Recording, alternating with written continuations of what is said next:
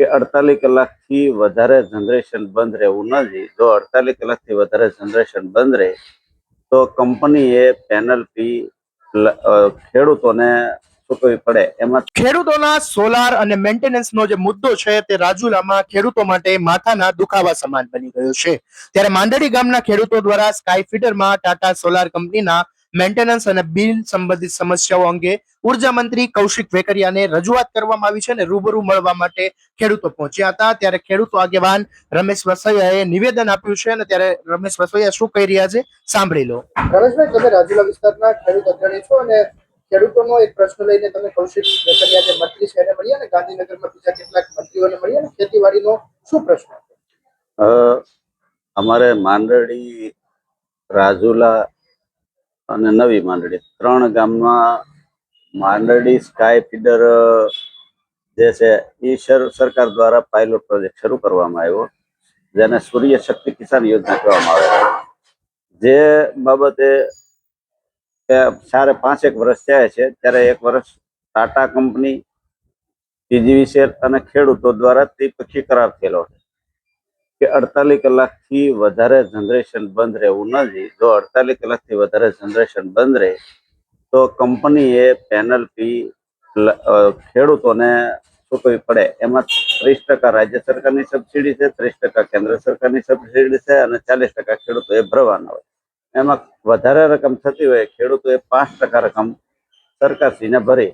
સરકારશ્રીએ 35% જે ખેડૂતોને ભરવાના હોય એની અને રાજ્ય સરકારની 30% સબસિડી એની ખેડૂતોને લોન કરી આપી અને એ લોનની રકમ 6% લેખે વ્યાજ ખેડૂતોએ ભરવાનું થતું હોય. જે 7 વર્ષ સુધી જે જનરેશન ઉત્પન્ન થાય એ જનરેશનમાંથી ખેડૂતોએ જે વીજળી વાપરી હોય અને જે બચત થઈ હોય એ સરકારશ્રીમાં જમા થાય અને સરકાર 7 રૂપિયા યુનિટ ખેડૂત પાસેથી વીજળી ખરીદી લે છે. એમાં 1 વર્ષ સુધી ટાટા કંપનીએ સર્વિસ સ્ટેશન રાખવાનું હોય કે કોઈ વાયરિંગ બળી ગયું હોય, કોઈ ઇન્વર્ટર બળી ગયું હોય કે એમસીબી બળી ગયું હોય, જેની સંપૂર્ણ મેન્ટેનન્સ કંપનીએ કરવાનું હોય છે અને એમના વીમા પણ હોય છે. તો વર્ષ દિવસ બંધ રહ્યું હોય એમાં સરકારશ્રીમાં અમે પીજીવીસીએલમાં જાણ કરતા સર્વિસ સ્ટેશન શરૂ કરવામાં આવ્યું. 4 વર્ષ શરૂ રહ્યું, અત્યારે સર્વિસ સ્ટેશન બંધ છે અને અમુક ખેડૂતોને ઇન્વર્ટર બળી ગયા, અમુક ખેડૂતોને પ્લેટ ભાંગી ગયેલી હોય, તૂટી ગયું હોય, અમુક ખેડૂતોને વાયરિંગ બળી ગયું હોય. આવા કિસ્સામાં અવારનવાર લેખિત અને મૌખિક રજૂઆત કરેલ પણ પ્રશ્ન હલ થતો નહીં. જેમાં સાયક્લોન મહિના બંધ રહ્યું હતું તો સરકારશ્રીમાં તે વખતે રજૂઆત કરતા સરકારશ્રીએ 12 લાખ જેવી વ્યાજ માફીની રકમ અમને ખેડૂતોને આપેલી. પણ જે ટાટા કંપની દ્વારા જે રકમ ખેડૂતોને આપવાની થતી હોય એ અત્યાર સુધીમાં ખેડૂતોને આપવામાં આવેલ નથી. જે બાબતે માનનીય ધારાસભ્ય શ્રી હીરાભાઈ સોલંકી અને બજાર નિયંત્રણ બોર્ડના પ્રમુખ જિજ્ઞેશભાઈ પટેલને આ બાબતે વાત કરતા ખેડૂતોના હિતમાં એ લોકોએ કૌશિકભાઈ વેકરિયા માનનીય મંત્રીશ્રીનો સમય માંગી અને ખેડૂતો સાથે અમે ગાંધીનગર માનનીય કૌશિકભાઈ વેકરિયાને રૂબરૂ મળી અને આ વાતથી વાકેફ કરેલ અને લેખિત આપેલ.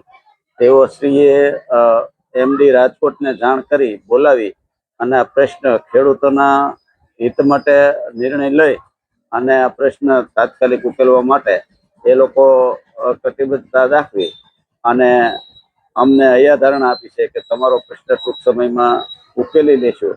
અને જે કંપની ટાટા કંપની એ જે સર્વિસ સ્ટેશન નથી અત્યારે સર્વિસ નથી આપતા, ઇન્વર્ટર નથી બદલતા, એમની ડિપોઝિટ જે હોય તે અથવા બ્લેકલિસ્ટમાં મૂકી અને ખેડૂતોને ન્યાય મળે એવી અમે માનનીય મંત્રીશ્રીને રજૂઆત કરેલ અને હકારાત્મક એ લોકો. રાજુલા વિસ્તારના ખેડૂતો ઘણા સમયથી માંડળી સ્કાય ફીડરમાં inverter, main switch, wiring fault જેવી અનેક સમસ્યાઓને લઈને રજૂઆત કરી રહ્યા છે અને આ પ્રશ્ન તેમના માટે માથાના દુખાવા સમાન બની ગયો છે.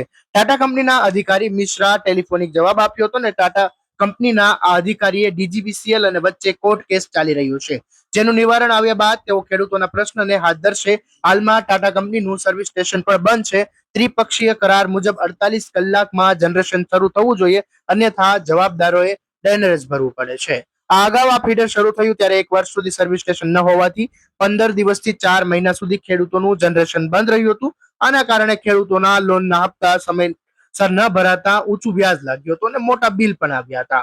હવે અનેક સમસ્યાઓએ ખેડૂતોને ઘેરી લીધા હતા. બાદમાં ખેડૂતો હવે કંટાળીને ઉર્જા મંત્રી કૌશિક મેકરિયાને મળવા માટે પહોંચી ગયા હતા અને તેમની આ રજૂઆત કરી છે. આવા જ અપડેટ માટે રાજુલા ન્યૂઝ અપડેટને સબસ્ક્રાઇબ કરો. આ વિડીયોને શેર કરવાનું ભૂલતા નહીં.